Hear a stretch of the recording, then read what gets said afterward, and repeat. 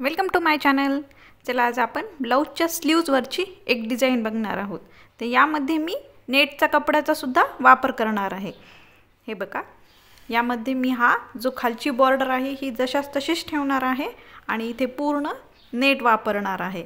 तर यासाठी सर्वात पहिल्यांदा नेट आणि जे ब्लाऊज पीस आहे हे दोन्हीही या फ्रेमला मी अटॅच करून घेतलेले आहेत, फ्रेमला लावून घेतलेले आहेत। आता यानंतर या इथे खालच्या साइडने या इथे पूर्ण सिल्क थ्रेडने मी चेन स्टिचिंग करणार आहे। हे बघा, हे या पद्धतीने चेन स्टिचिंग करायची। अजून एक गोष्ट महत्त्वाची म्हणजे सिल्क थ्रेड घेताना जेव्हाही सिल्क थ्रेडने तुम्ही चेन स्टिचिंग कराल तर त्यावेळी कंपल्सरी 2 सिल्क थ्रेड वापरायचे, म्हणजे 2 थ्रेड वापरायचे। सिंगल एका थ्रेडने कधीसुद्धा करायचं नाही, कारण सिल्क थ्रेड असतो ना हा लगेच तुटणारा आहे, त्यामुळे वापरताना 2 वापरायचे। या पद्धतीने पूर्ण चेन स्टिचिंग करून घ्यायची। एक तर तुम्ही इथे चेन स्टिचिंग करू शकतात किंवा शुगर बीटने सुद्धा, तुम्हाला जर त्याला हायलाइट करायचं असेल तर शुगर बीट सुद्धा तुम्ही इथे बॉर्डरच्या इथे वापरू शकतात। या पद्धतीने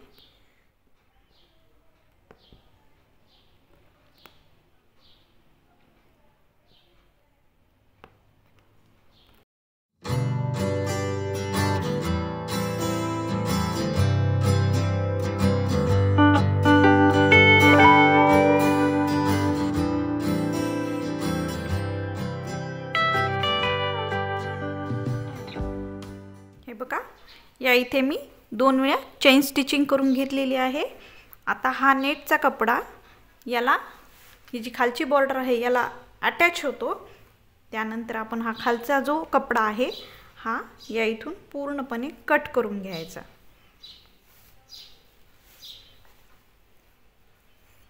हे बघा, या पद्धतीने पूर्णपणे कट करून घ्यायचा आहे।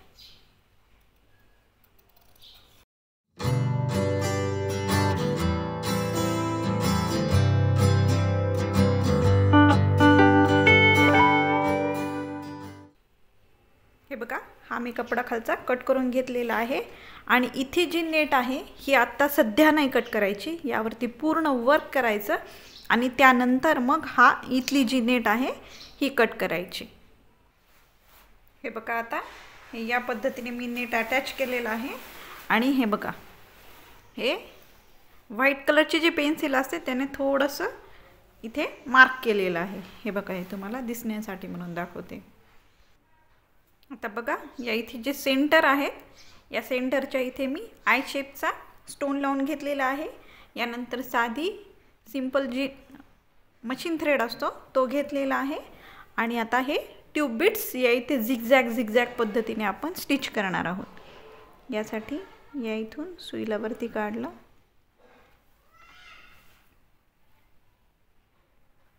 हे बघा, यानंतर पुन्हा यामध्ये अजून एक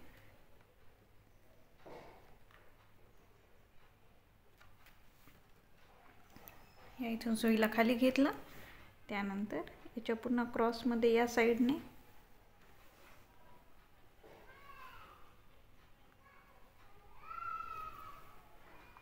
हे करण्यासाठी खूप सोपं आहे आणि दिसायलाही खूप सुंदर लुक येतो याचा।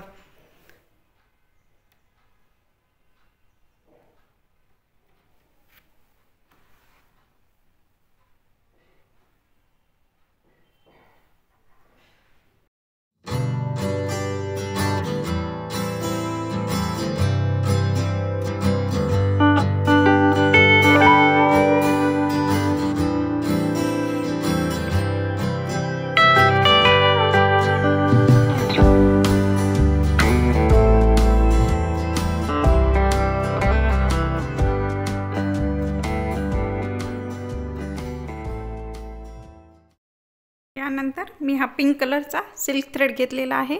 हा 4 पदरी म्हणजेच एकूण मिळून 8 थ्रेड आहेत। तर यानंतर या इथे आपण छोटे छोटे फ्रेंच नॉट टाकायच्यात।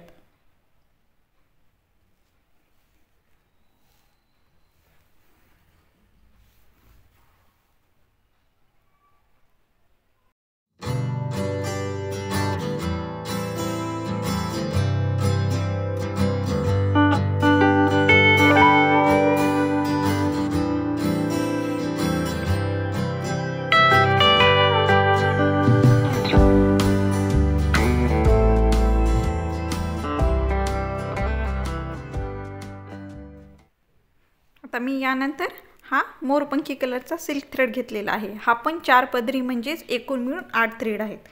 माझ्या साडीचा जो कलर आहे त्या कॉम्बिनेशनमध्ये मी हे सिल्क थ्रेड घेतलेले आहे। तुम्ही सुद्धा याच पद्धतीने घेतल्याच्या नंतर त्याला अजून सुंदर गेटअप येतं।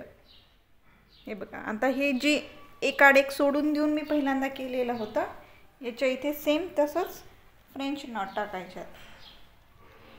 या इथे टाकायची, त्यानंतर याच्या इथे टाकायची।